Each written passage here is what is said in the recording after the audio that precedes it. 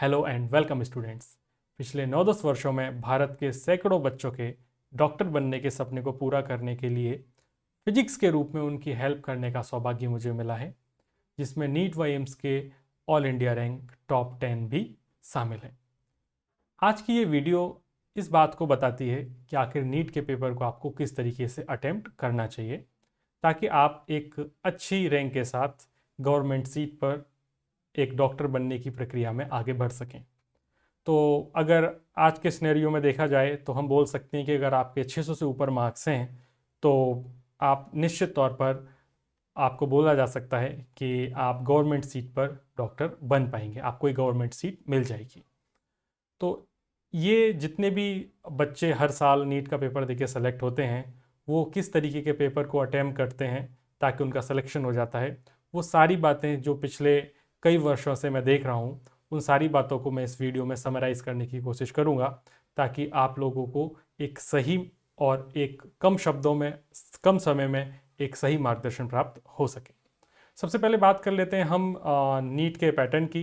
तो नीट का जो पैटर्न है वो 2020 और उससे पहले का पैटर्न कुछ अलग था, और 2021 में कोविड आने के बाद इस नीट का पैटर्न चेंज हो चुका है। अगर आप लोग को स्क्रीन पर अपनी देख पा रहे होंगे तो 2020 में और 20 से पहले फिजिक्स, केमिस्ट्री, बायो तीनों सब्जेक्ट आया करते थे।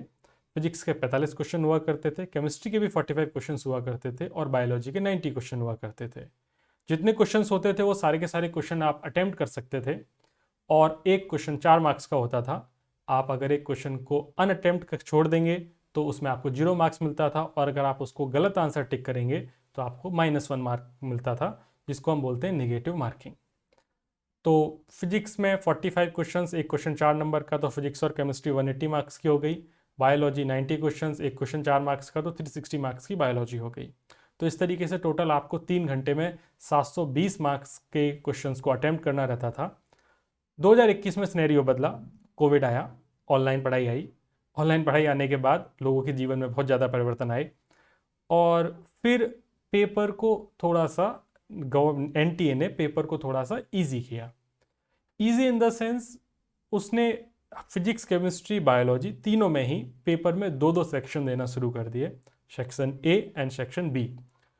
तो ए सेक्शन में क्या हुआ करता था कि 35 क्वेश्चन होते थे, जिसमें से आप 35 के 35 अटेम्प्ट कर सकते थे, और बी सेक्शन में फिजिक्स और केमिस्ट्री में 15 क्वेश्चन होते थे, जिसमें से आपको सिर्फ 10 क्वेश्चन ही अटेम्प्ट करने रहते थे। अभी भी आप जो टोटल अटेम्प्ट कर रहे हैं वो 35 + 10 45 ही कर रहे हैं, लेकिन आपको सेक्शन बी में आपको एक छूट मिली है कि आप 15 में से कोई भी 10 क्वेश्चन अटेम्प्ट कर सकते हैं।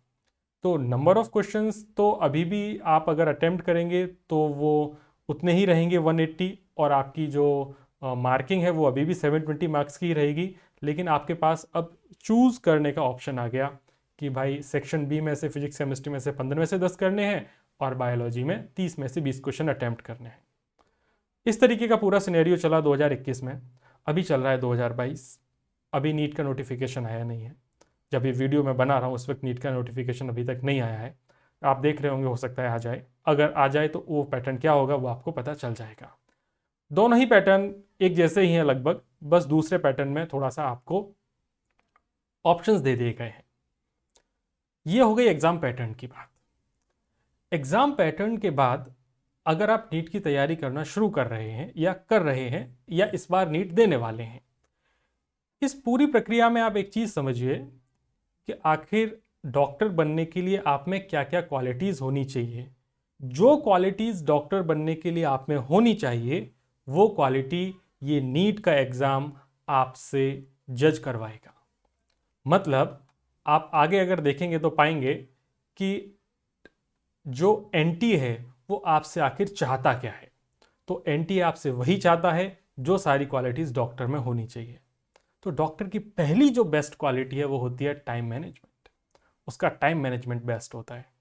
ऐसा नहीं है कि बाहर 20 पेशेंट बैठे हैं, अपन एक पेशेंट पे 1 घंटा लगा दिया और अब बाकी के 5 पेशेंट हमने अगले 1 घंटे में निपटा दिए। तो वो टाइम जो मैनेजमेंट है वो हमारा प्रॉपर होना चाहिए। नीट का पेपर भी इसी तरीके का है। आपको 180 क्वेश्चन अटेम्प्ट करने हैं 3 घंटे में, तो किस तरीके से टाइम मैनेज करेंगे वो हमें देखना पड़ता है। दूसरा, नीट का जो पेपर है वो टेम्परामेंट का एक बहुत बड़ा फैक्टर है। टेम्परामेंट मतलब आप कठिन सिचुएशन में किस तरीके से बिहेव करते हैं, आपकी प्रेशर हैंडलिंग, आपकी सिचुएशन हैंडलिंग किस तरीके की है। अगर आप कूल एंड काम रह के इन सिचुएशन को हैंडल नहीं कर पाते हैं, यकीन मानिए नीट के पेपर में आपका रायता फैल जाएगा। तीसरी चीज़ है एक्यूरेसी। डॉक्टर बनने के लिए एक्यूरेसी होना बहुत ज़रूरी है। ऐसा नहीं है कि आप 100 बार ऑपरेशन करें तो 100 बार का ऑपरेशन 100 के 100 बार एक्यूरेट ही होना चाहिए।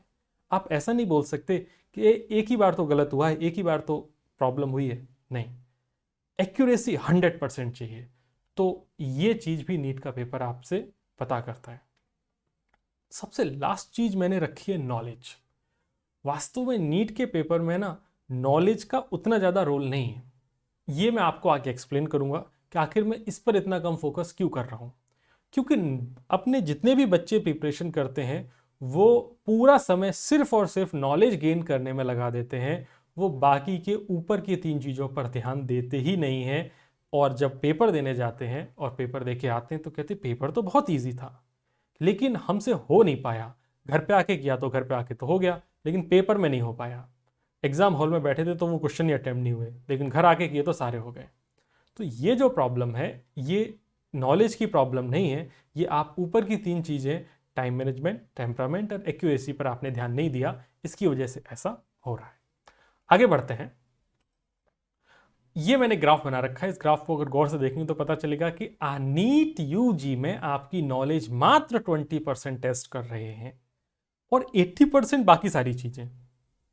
अच्छा सर, आप इस बात को कैसे बोल सकते हैं? तो देखो, अगर नीट का पेपर आपसे नॉलेज टेस्ट करवाना चाहता तो आपको एक काम करता कि 3 घंटे हैं और ये 30 क्वेश्चन है, आराम से बेटा सॉल्व करके दिखाओ और इस तरीके से सॉल्व करो कि हर एक स्टेप लिख के दो हमें, आपकी नॉलेज टेस्ट हो जाती। लेकिन ऐसा नहीं किया। उसने क्या किया, 3 घंटे में 180 क्वेश्चन दिए और अब बोला कि अब करके बताओ कि आप किस तरीके से इन प्रश्न को सॉल्व करेंगे। तो नीट में जो नॉलेज का लेवल है वो बहुत ज़्यादा ऊपर नहीं जाएगा आपके फिजिक्स, केमिस्ट्री, बायोलॉजी में, लेकिन आप बाकी चीज़ों पर भी बराबर ध्यान दें नॉलेज के साथ साथ। देखो, नॉलेज जरूरी है, उसके बिना पेपर भी नहीं होगा, लेकिन वही सब कुछ नहीं है। उसी तरीके के एग्जाम्पल से समझो कि एक कार में पेट्रोल, अगर पेट्रोल कार है तो कार में पेट्रोल की ज़रूरत कितनी है? पेट्रोल के बिना कार चलेगी भी नहीं और अकेली कार का बिना पेट्रोल के कोई काम भी नहीं है। यही गेम है। आपको नॉलेज हर हाल में चाहिए, लेकिन सिर्फ नॉलेज नहीं चाहिए, नॉलेज के साथ बाकी चीज़ भी चाहिए। तो आगे बढ़ते हैं और जानते हैं कि आखिर क्या क्या गलतियां आप लोग करते हैं और क्या क्या आपको ध्यान रखना चाहिए। पेपर अटेम्प्ट करते समय जनरली जो बच्चे जो सेलेक्ट होते हैं, जो अपन मैं पिछले कई वर्षों से जो देख रहा हूँ वो यही है और यही पैटर्न अपन बच्चों को सजेस्ट करते हैं कि बायोलॉजी 1 घंटे शुरू के, देन आप केमिस्ट्री को अटेम्प्ट करें, देन फिजिक्स अटेम्प्ट करें। 3 घंटे का पेपर है, शुरू का 1 घंटे बायोलॉजी, दूसरा 1 घंटा केमिस्ट्री और तीसरा 1 घंटा फिजिक्स। इसी सीक्वेंस में पेपर को अटेम्प्ट करें। कोई भी नया पैटर्न ट्राई ना करें। आप अगर 11th में हैं और ये वीडियो देख रहे हैं तो सेम पैटर्न को आप अगले 2 साल तक समझें।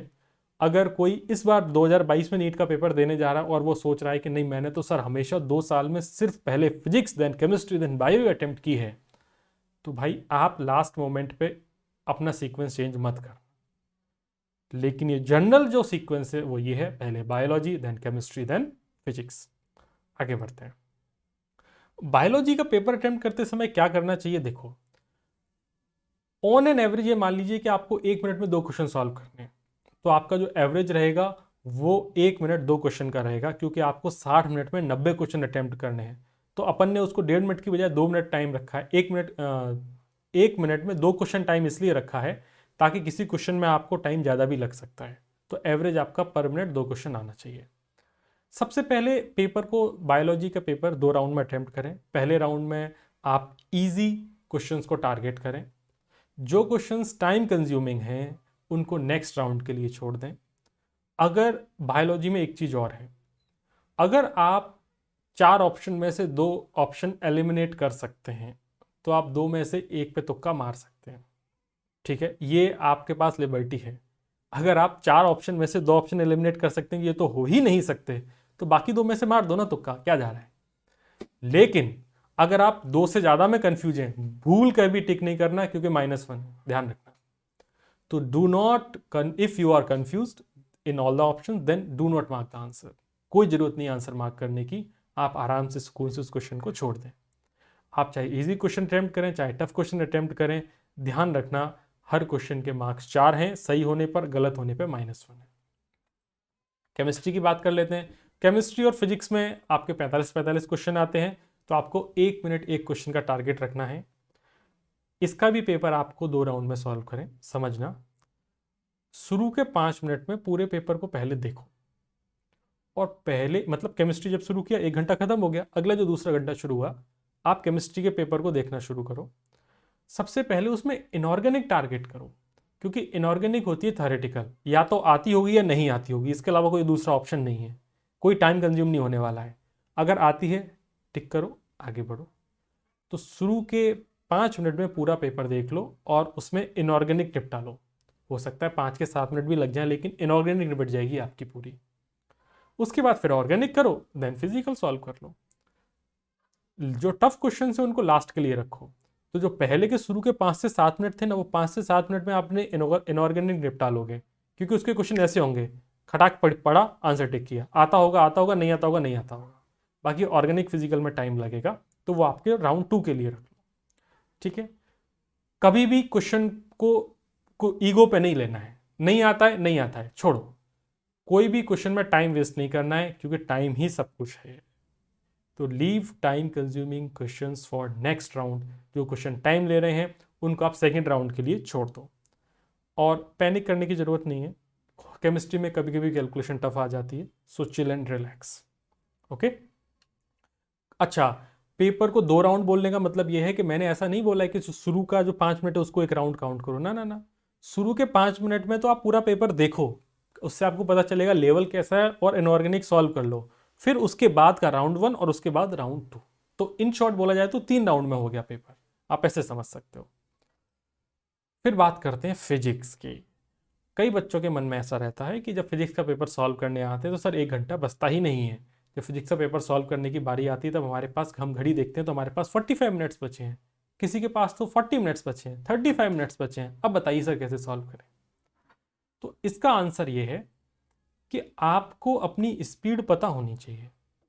अगर आपको पता है कि आप 3 मिनट में एक क्वेश्चन सॉल्व कर पा रहे हैं, तो पेपर में कुछ नया नहीं होने वाला है, वहां पर भी आप 3 मिनट में एक क्वेश्चन ही सॉल्व करेंगे।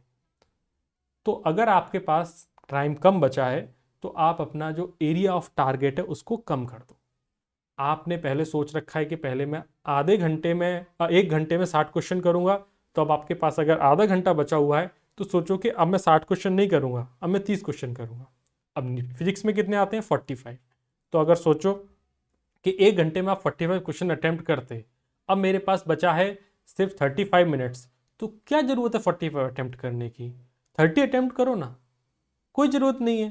क्योंकि आप बाकी सारे क्वेश्चंस करने के चक्कर में आप पैनिक करेंगे, और पैनिक करने के साथ साथ आप क्वेश्चन गलत करेंगे, परेशान हो जाएंगे, पसीने आ जाएंगे, हालत ख़राब हो जाएगी। तो बेटर ये है कि जैसे ही टाइम कम होता जाए, आप अपने दिमाग को इस तरीके से ट्रेन करो कि नंबर ऑफ क्वेश्चंस भी अपने को कम अटेम्प्ट करने हैं, वरना कम टाइम में ज़्यादा क्वेश्चन अटेम्प्ट करने के चक्कर में जो रिजल्ट्स हैं वो फ्रूटफुल नहीं आते हैं। ओके, और जैसे ही आपके पास नंबर ऑफ, आपने दिमाग को ऐसा सोचा कि नहीं अपने को number of questions come attempt करने हैं, तो चीज़ें आपके लिए ईजी हो जाएंगी। Number of question come attempt करने हैं तो आप सबसे पहले इजी क्वेश्चंस को ही टारगेट करोगे, और इजी क्वेश्चंस को टारगेट करोगे तो वो क्वेश्चंस आपसे होंगे, आपका कॉन्फिडेंस बूस्ट होगा और आप आगे सॉल्व कर पाएंगे।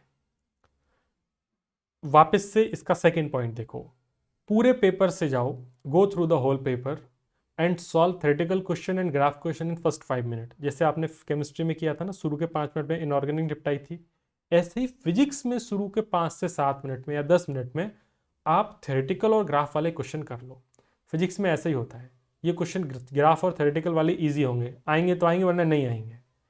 तो ऐसे क्वेश्चन को शुरू के 5 से 7 या 10 मिनट में इनको सॉल्व कर दो, और जैसे जैसे आप इन क्वेश्चन को सॉल्व कर रहे हैं आपका कॉन्फिडेंस बूस्ट होगा। शुरू के 10 मिनट में अगर ऑन एन एवरेज फिजिक्स के 5 क्वेश्चन होते हैं थ्योरेटिकल, किसी भी पेपर को उठा लो नीट के हर साल के, लगभग 5 क्वेश्चन फिजिक्स के थ्योरेटिकल होते हैं। तो आप उन क्वेश्चंस को शुरू में अटेम्प्ट कर लोगे तो लगेगा कि शुरू के 5 मिनट में मैंने 5 क्वेश्चन अटेम्प्ट कर लिए, तो मेरे पास पूरा 55 मिनट बाकी है और 40 क्वेश्चन अटेम्प्ट करने हैं। तो आपका कॉन्फिडेंस ऐसे ही बूस्ट हो गया और टाइम भी ज़्यादा मिल गया। ठीक, उसके बाद फिर दूसरा राउंड शुरू करो। जो ईजी है सॉल्व करते जाओ, जो टफ लग रहे हैं छोड़ने हैं उन्हें छोड़ दो, जो लेंदी है छोड़ दो, टाइम वेस्ट नहीं करना। Start solving paper from the first question. हाँ, ये बात समझो, पहले आपने शुरू के 5 मिनट में सारे थ्योरेटिकल देख लिए, पूरा पेपर का लेवल एनालाइज कर लिया। उसके बाद वापस से जो क्वेश्चन नंबर 1 है फिजिक्स का जहाँ से भी शुरू हुई, तो फिजिक्स का क्वेश्चन नंबर 1 से वापस से क्वेश्चन सॉल्व करना शुरू कर दो। जो टाइम कंज्यूमिंग क्वेश्चन है उन्हें नेक्स्ट राउंड के लिए छोड़ दो। और फिजिक्स में कैलकुलेशन टफ हो सकती है तो पैनिक नहीं करना है, अपने दिमाग को प्रिपेयर रखो। केमिस्ट्री में भी हो सकती थी, सिमिलरली फिजिक्स में भी कैलकुलेशन टफ हो सकती है। अब ये सबसे इंपॉर्टेंट पोर्शन है इस वीडियो का, तो आराम से सुनना। जो गलतियां आप लोग करते हैं वो गलतियों के बारे में एक एक करके समझना। ओएमआर फिलिंग, ओएमआर फिलिंग में आप बबल जब फिल करते हो तो कई बार तो बबल आधा फिल होता है या अच्छे से डार्क बबल नहीं करते, तो पहली गलती तो वो हो गई, तो अच्छे से डार्क करना है पूरा एकदम। दूसरी चीज, आप कभी भी ओएमआर एक साथ ना भरें, नहीं भरनी है एक साथ ओएमआर।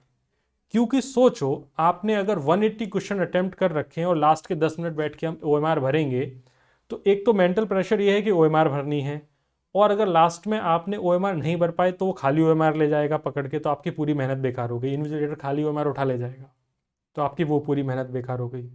तीसरी और सबसे इंपॉर्टेंट चीज जो हर साल बच्चे गलती कर रहे हैं, सीक्वेंसिंग की। ओएमआर फिल की एक साथ फिल कर रहे हैं, एक साथ 80 क्वेश्चन फिल कर रहे हैं, एक साथ 90 क्वेश्चन फिल कर रहे हैं, ऊपर से एक क्वेश्चन आपने अटेम्प्ट नहीं किया, छोड़ दिया, सीक्वेंसिंग गड़बड़ हो गई। तो अब जब जब चेक किया तो पता चला पूरे ओएमआर की सीक्वेंसिंग गड़बड़ हो गई। तो आपने कितना भी अच्छा सॉल्व कर रखा हो, आपकी लुटिया तो डूब गई ना, आपकी हालत खराब हो गई। तो अब क्या कर सकते हो? अब कुछ नहीं कर सकते, ओएमआर दूसरी मिलनी नहीं है, वही ओएमआर रहेगी, आपका साल बर्बाद हो गया। तो बेस्ट चीज ये है कि ओएमआर कभी भी एक साथ ना भरें। तो कैसे भरनी है सर, ये बता दीजिए। देखो, पेपर होता है ऐसा, पेपर में आप एक पेज में देखोगे तो कुछ 5-6 क्वेश्चन होते हैं। एक पेज सॉल्व करो, फिल कर लो, अगला पेज सॉल्व करो, फिल कर लो, उसमें 6-7 क्वेश्चन है। कभी भी 7-8 क्वेश्चन से या 5-6-7 क्वेश्चन से ज़्यादा क्वेश्चन एक साथ कभी नहीं फिल करने हैं, भूल के भी नहीं फिल करने, क्योंकि एक की सीक्वेंसिंग गड़बड़ हुई, गए काम से। तो एक एक पेज सॉल्व करते जाओ, ओएमआर भरते जाओ। भले ही उस पेज में तुमने 2 क्वेश्चन सॉल्व किए हैं, कोई टेंशन नहीं है, उन 2 को भर दो, और टाइम उतना ही लगेगा। कई लोगों को ऐसा लगता है कि नहीं टाइम ऐसा हो सकता है कि इसमें टाइम ज़्यादा लगता हो, नहीं, टाइम उतना ही लगेगा, इसकी गारंटी मेरी है। ओके, आगे बढ़ते हैं। अपना टाइम मैनेजमेंट अच्छे से करो। टाइम मैनेजमेंट आप लास्ट डे नहीं सीख सकते हो। आप सोचो कि मैंने पूरे साल कोई पेपर में टाइम मैनेजमेंट करना नहीं सीखा है और मैं लास्ट में सीधा जाके अपने नीट के पेपर में जाके टाइम मैनेज कर लूँगा, नहीं होगा। जब भी आप अपने कोचिंग के घर पे या मॉक टेस्ट जब भी दे रहे हैं, तो उन पेपर को आप देते समय जिस तरीके से आपको मैंने अटेम्प्ट करना सिखाया है, उसी तरीके से घर पे भी उन पेपर को अटेम्प्ट करें। कैलकुलेशन में गलतियां नहीं करनी है, ये बोलने से नहीं होगा, प्रैक्टिस से आएगा। तो ये सब कुछ अपने ऊपर डिपेंड करेगा कि आपको कैलकुलेशन में सिली मिस्टेक्स नहीं करनी है। दूसरी चीज़, पढ़ने में गलती कर देते हैं बच्चे। पढ़ने में क्या, पूछा है करेक्ट, पढ़ लिया इनकरेक्ट, टिक करके आ गए। पूछा है कौन सा सही है, टिक करके आ गए कौन सा गलत है। ऐसा नहीं करना है। इसीलिए ध्यान रखो कि स्पेशल वर्ड्स पे कुछ अपने को ध्यान देना है। जो मैंने मार्क कर रखे हैं, गौर से देखो, अंडरलाइन करते जाना पेपर क्वेश्चन पढ़ते समय, इंक्रीज और डिक्रीज। कहीं इंक्रीज लिखा है तो अंडरलाइन कर लो, अच्छा इंक्रीज पूछा है, डिक्रीज सा डिक्रीज किया है। नॉट, अंडरलाइन करो, नॉट मतलब डज नॉट बोल रहा है, क्या बोलना चाह रहा है। करेक्ट, प्रश्न में करेक्ट पूछा है, इनकरेक्ट या इनकरेक्ट पूछा है। ऑप्शंस भी इस तरीके से बनाता है, all of the above, none of the above, ऐसे ऑप्शन पे भी बड़ा ध्यान दो। तुक्केबाजी नहीं करनी है, डोंट मार्क आंसर ब्लाइंडली। आंख बंद करके कभी भी आपको अंधे होकर तुक्का नहीं मारना है, तुक्केबाजी नहीं करनी है। बायो के लिए मैंने एक स्पेशल केस बताया था, कब, जब आप 2 ऑप्शन एलिमिनेट कर सको तो। फिजिक्स केमिस्ट्री में मैंने वो भी नहीं बोला, सिर्फ बायो के लिए बोला। और अपने मॉक टेस्ट पेपर को आप ध्यान रखना नेगेटिव मार्किंग है, इसकी वजह से तुक्केबाजी अलाउ नहीं करनी है। मॉक टेस्ट पेपर आप जरूर सॉल्व करें, आपके 12th के एग्जाम खत्म हो जाए, नीट के बीच में आप हर दिन एक test paper, mock test paper जरूर सॉल्व करें। आप किसी भी कोचिंग की टेस्ट सीरीज ले सकते हैं, आप मार्केट में मॉक टेस्ट पेपर्स अवेलेबल होते हैं कई पब्लिकेशंस के, आप कोई सा भी यूज़ कर सकते हैं जो भी आपको अच्छा लगे।